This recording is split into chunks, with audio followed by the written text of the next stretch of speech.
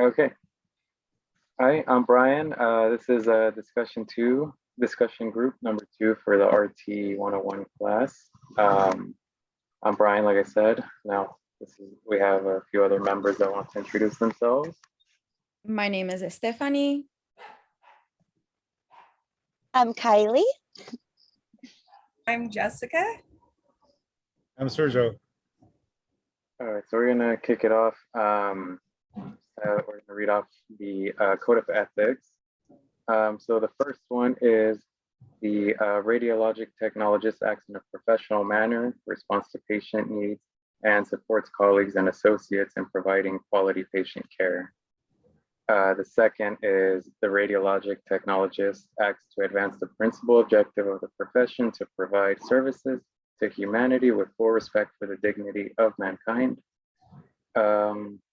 And the third, the radiologic technologist delivers patient care and service unrestricted by the concerns of by the concerns of personal attributes or the nature of the disease or illness, and without discrimination on the basis of race, color, creed, religion, national origin, sex, marital status, status with regard to public assistance, familial status, disability, sexual orientation, gender identity, veteran status, age, or any other legally protected basis. That's a lot. With that, I'll hand the next couple over to Stephanie. Number 4 would be the radiologic technologist practices technology founded upon theoretical knowledge and concepts, uses equipment and accessories consistent with the purposes for which they are designed, and employs procedures and techniques appropriately. Number 5, the radiologic technologist assesses situations, exercises care, discretion, and judgment, assumes responsibility for professional decisions, and acts in the best interest of the patient. I'll hand that off over. Sorry. Number 6, the radiologic technologist acts as an agent through observation and communication to obtain pertinent information for the physician to aid in the diagnosis and treatment of the patient, and recognize that interpretation and diagnosis are outside the scope of the practice for the profession. Number 7 is the radiologic technologist uses equipment and accessories, employs technique and procedures, performs services in accordance with the acceptance standard of practice, and demonstrates expertise in minimizing radiation exposure to the patient, self, and other members of the healthcare team. All right, number 8, the radiologic technologist practices ethical conduct appropriate to the profession and protects the patient's rights to quality radiologic technology care. Number 9, the radiologic technologist respects confidence entrusted in the course of professional practice, respects the patient's rights to privacy, and reveals confidential information only as required by law, or to protect the welfare of the individual or community. And then, oh, sorry, I wasn't sure if you did 8 and 9 or just 8 so far. But okay, so number 10 is the radiologic technologist continually strives to improve knowledge and skills by participating in continuing education and professional activities, sharing knowledge with colleagues, and investigating new aspects of professional practice. And number 11 is the rad tech refrains from the use of illegal drugs and or any legally controlled substances which result in impairment of professional judgment and or ability to practice radiologic technology with reasonable skill and safety to patients. Okay. And yeah, so I guess now we'll dive into which ones we think are the most important. Yeah. I mean, obviously they're all important. That's why they're all there. That's why we have to uphold all of them. Yeah, I mean, one of the obvious, more important ones is, I think, the third one, where we, you don't discriminate against anybody. You It doesn't matter what race, what color, what creed they are, or what their reason for being in a hospital or clinic for, what their illness may be. We can't discriminate. We treat everybody equally, and we give them the best care and utmost quality possible. So Yeah. I have to agree with that. Like, it's silly that you have to actually have an ethic on that when it should be something that's common sense. right. Yeah. That's something that should be kind of like used or done or whatever, like just all the time. Like, I'm going to treat every one of the tables that I wait on the same. I don't care what they Yeah. look like, but it's even more important when it's like a medical setting and you're taking care of people, like could potentially be like life or death type of stuff. Like, Definitely. don't be a jerk. Like, I don't know.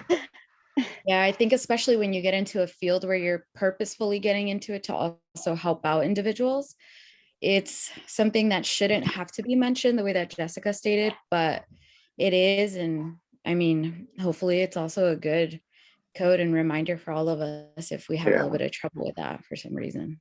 Oh yeah. Like there's a few of these that are obvious, but that's a must. Like the last one, 211, it's like, refrains from the use of illegal drugs. It's like kind of obvious. Like you don't want to, I mean, even, like you don't want to go to a bar and have 3 Jaeger bombs before your shift so Yeah. it's probably not a good idea, but still Save that for your time off. yeah, exactly. Not only that, like our state is changing with the legalization of marijuana. Like, it's still an impairment. So Exactly. Yeah. making sure, like, Mhm. you're If it's using federal or if it's state is already approved, but it's still Right. federally. Yeah. Can't do Yeah, it. and even if and when it gets federally approved, it's still an it's still something that causes impairment. Same thing as alcohol. It might be legal, but can be drinking on the job. So going back to number 3, at least from my experience, I've been working in the medical field for a while. That's always been a debatable subject, whether you've been there 20 years or you've been there 2 months. Just like Stephanie and Jessica, right? Yeah, you were saying, I mean, you treat everybody with respect. I mean, and you'll get respect back. But I mean, the minute you divert or you try to do your own, you put in your own creed or your own values in there, it's not the time or place. You just gotta be professional. Keep it, to a minimal. If anything, make the patient feel better. You're not there to judge them. You're not there to tell them how to do their, live their life or anything. You're there to provide, care, and more than anything, just compassion has to come up from the inside. Just understand that they're not a number. They're a person. Agreed. And the other one that I think is super important is one of the ones that I read, which is number 10, about continuing to improve your knowledge and continue to like learn new things. Because how many times in lab today did like Professor Steele, he'd be like, so this is how this is, but on some newer machines or on some newer models. So it's like, it's a field that's constantly changing, evolving. Like the more technology that is created, like you need to learn how to use that. So I think number 10 is really important too. Yeah, I agree. Keeping up with the education too, like anatomy and everything, the reviewing, just coming back to this class and having to do all that review, it just gives you a little bit of a taste of, once you're in that field, you can get maybe, I think, a little comfortable and you'll start to forget some other stuff. But yeah, I agree that the education part, to continue it, is very, not just important, but beneficial for everyone. Yeah, it's easy to forget things. There's a lot to remember, even after 2 years of this and 10 years, 15, 20 in the field down the line. It's something as simple as like an exam that might rarely get ordered, and it suddenly comes along, and it's some techs have never seen it, and they're like, what is this? But it's just about it's just keeping up with the new tech, new anatomy. Well, not new anatomy, but keeping keeping up with the anatomy. Yeah. And yeah, the new tech is something that's changing all the time. I mean, look where it was 100 years ago, or even 10 years ago. I was gonna Crazy. say like a decade ago. Yeah, even 10 years. Yeah, it's crazy. Another one that I thought was pretty interesting or like important as well was the safety of everybody involved in taking the radiography was number 7. Yeah, Like making sure everyone is, you, the patient, and any other team members are safe and protected. like yeah, just like same thing we were just saying how Professor Steele earlier in the lab today, he said, I don't know if he told your group, but with our group, he mentioned you can hold down the button for as long as you want. You can hold it for 10 seconds, 2 minutes, Yeah. 10 minutes, and you'll get an image that's crisp, but you're gonna radiate the patient until, well, he said it kind of brutally. He said like, you know, you're gonna make them a crisp or something like that. But anyway, but you know, it's don't overexpose the patients, and also be mindful of who's in the work area, and you know, you can't just radiate willy-nilly.